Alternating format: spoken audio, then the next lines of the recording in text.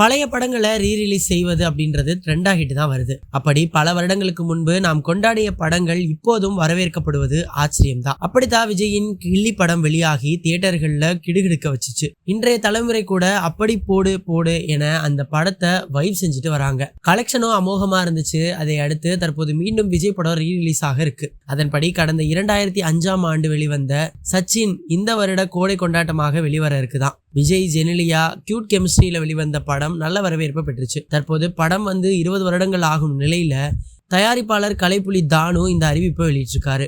அதுதான் இப்போது சோசியல் மீடியால ஹாட் டாபிக்கா இருக்குது. ஆக இந்த சம்மருக்கு அஜித்தின் குட் பேட் அக்லி படத்தை அவரின் ரசிகர்கள் கொண்டாடி வராங்க.